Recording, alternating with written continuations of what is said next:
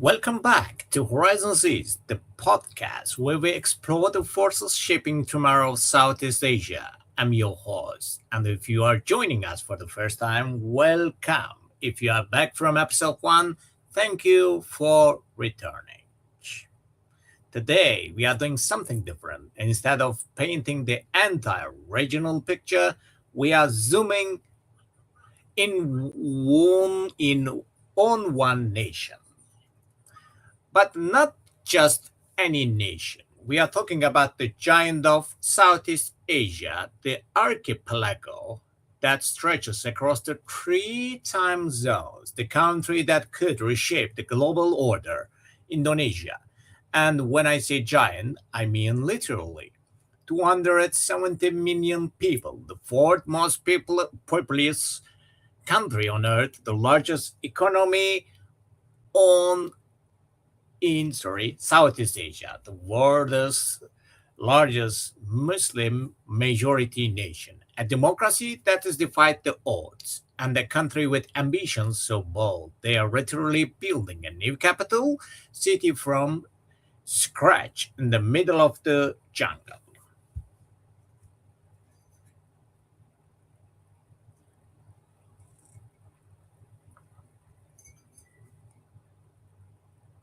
Let's start with a number that should get everyone's attention: 2045. That's the year Indonesia turns 100 years old as an independent nation. And the government has set an audacious goal. By 2045, Indonesia aims to be a developed nation with a GDP of 7 trillion US dollars, making it one of the top 5 economies in the world. Think about that for a second. We are talking about a country that would rival Germany, Japan, potentially even challenging the UK and France. This isn't some fantasy. Serious economists, institutions like McKinsey and the World Bank see this achievable if Indonesia gets the fundamentals right.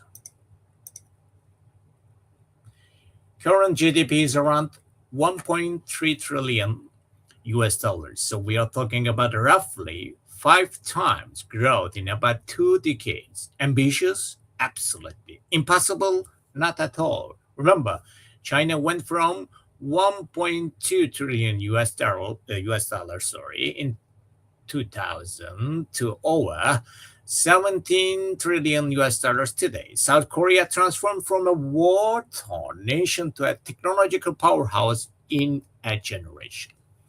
Indonesia has three ingredients: natural resources, a massive domestic market, a young population, increasing political stability, and strategic geographic position. The question isn't whether Indonesia will grow, it is how fast and how high.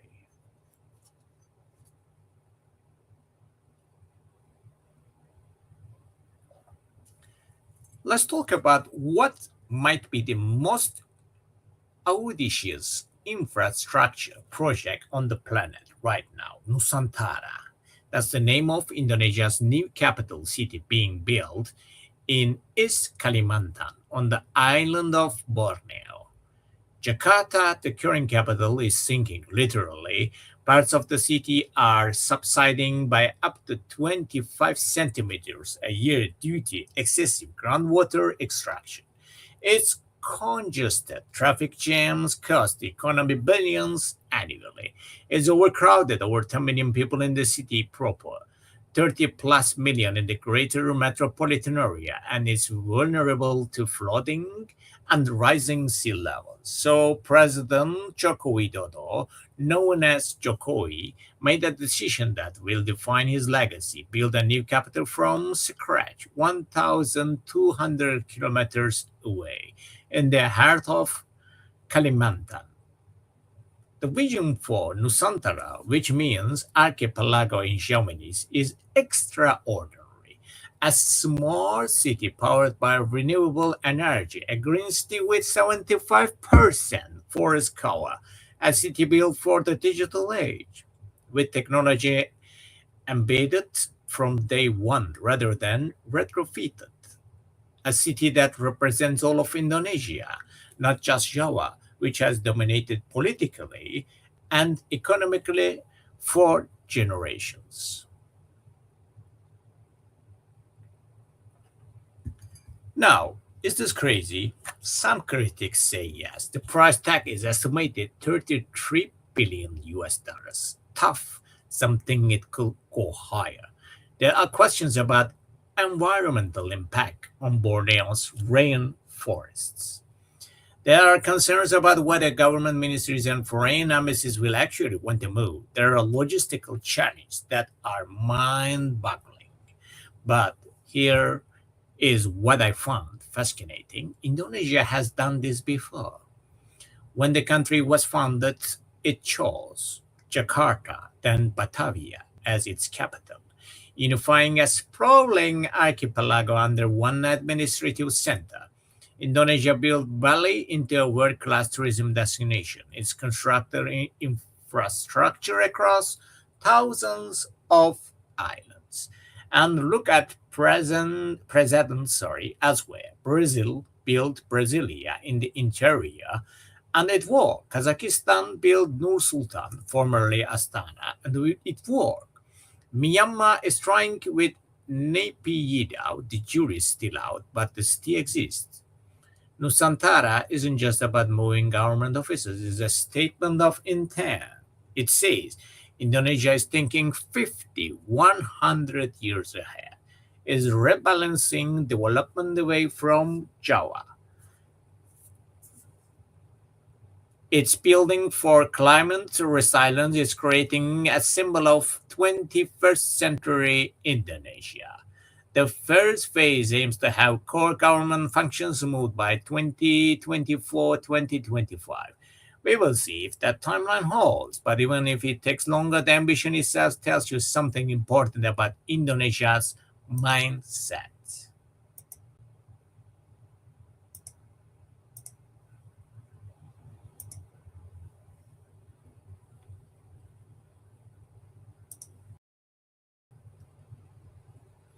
Let's talk about something that doesn't get nearly enough attention: Indonesia's absolutely critical role in the global energy transition, specifically nickel.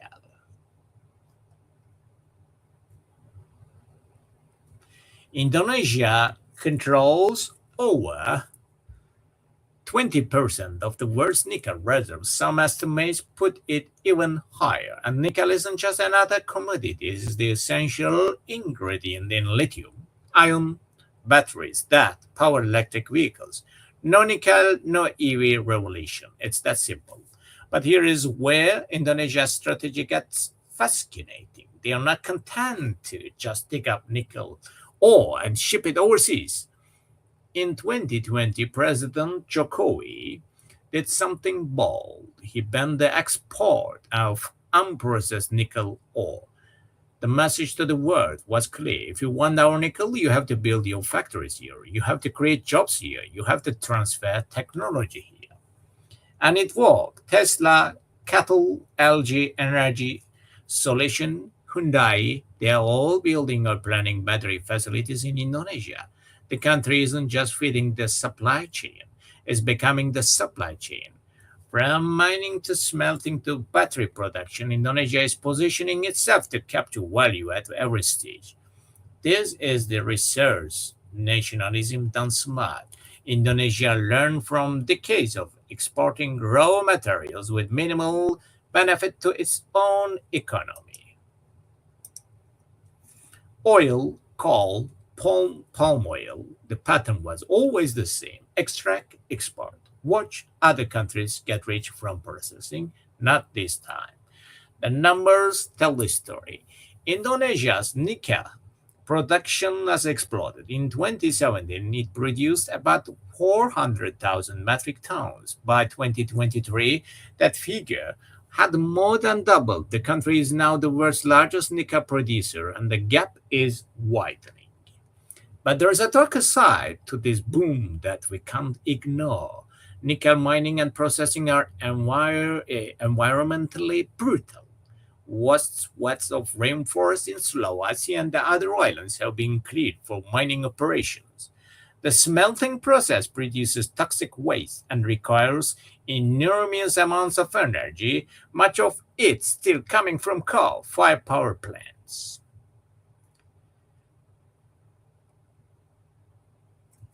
There is a painful irony here. Indonesia is powering the green energy transition while creating significant environmental damage at home. Indigenous communities have been displaced, water sources contaminated, air quality degraded. The question isn't whether this is happening, it's whether Indonesia can cause correct fast enough. The government insists it can. New regulations on environmental standards, commitments to renewable energy for smelters, restoration programs, these are all on paper. Implementation is the challenge, especially when there is so much money at stake and so much pressure to move fast. And then there's the labor issue. Working conditions in some nickel facilities have been called into question. There have been reports of accidents, inadequate safety measures, and the exploitation of workers. As international companies partner with Indonesian firms, they are facing increasing scrutiny about supply chain ethics. But zoom out, and you'll see why this matters so much for Indonesia's future. The nickel boom is generating billions in revenue. It's creating hundreds of thousands of jobs. It's attracting foreign investment and at unprecedented levels. And most importantly, it's giving Indonesia leverage. When President Jokowi sits down with leaders from the US, China, Japan, or the EU, he's not just representing another developing nation asking for aid or investment. He's holding cards. Indonesia has something the world desperately needs, and he knows it. This is reshaping Indonesia's foreign policy. The country has historically been non aligned, carefully balancing between major powers. That continues, but now with added weight. China is Indonesia's largest investor in nickel processing, but the US and its allies are scrambling to skew their own excess. Indonesia is playing the field and playing it well. The 2045 vision Indonesia's goal to become a developed nation by its centennial of independence hinge significantly on this resource leverage.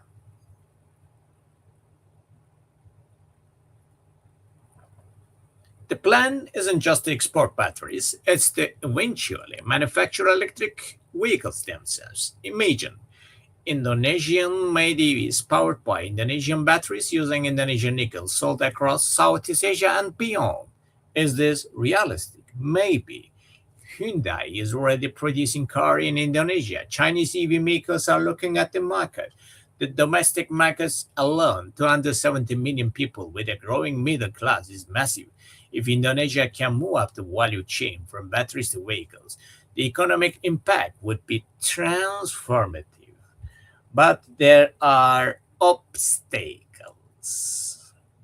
Infrastructure remains inadequate in many areas. Skilled labor shortage persists. Bureaucracy and corruption can slow progress.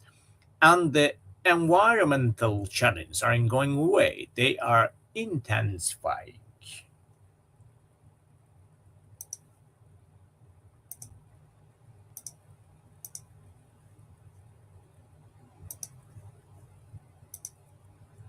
There's also the question of what happens when the world moves beyond lithium-ion batteries, solid-state batteries, sodium-ion alternatives, hydrogen fuel cells. Technology doesn't stand still. Indonesia's nickel dominance is valuable now, but for how long? The smart play is to use this moment of leverage to build broader industrial capacity, not to become dependent on a single commodity, even if that commodity is currently critical. What's clear is that Indonesia has seized a strategic opportunity. In a world transitioning away from fossil fuels. That country that controls the materials for the transportation holds enormous power. Indonesia isn't waiting for permission or hoping for handout. It is dictating terms, attracting investment, and building an industry. This is the new resource politics of the 21st century. Not oil fields in the Middle East, but nickel mines in Sulawesi. Not OPEC, but battery supply chains, and Indonesia is right at the center of it. The question for the next decade is whether Indonesia can manage this boom sustainably, environmentally, socially, and economically. Can it capture the benefits while minimizing the harms? Can it use nickel wealth to build a diversified, advanced economy? Can it balance the demands of foreign investors, domestic workers, indigenous communities, and environmental protection? There are no easy answers, but the stakes couldn't be higher. Indonesia's nickel strategy will shape not just its own future, but the pace and the nature of the global energy transition. Every Tesla on the road, every electric bus in Europe, every battery storage facility, there's a good chance Indonesian nickel is inside. That is power. That is leverage. And that is why when we talk about the future of Southeast Asia, we have to talk about Indonesia's role in powering, quite literally, the future of the planet. Thank you very much for watching, guys. See you at next episodes.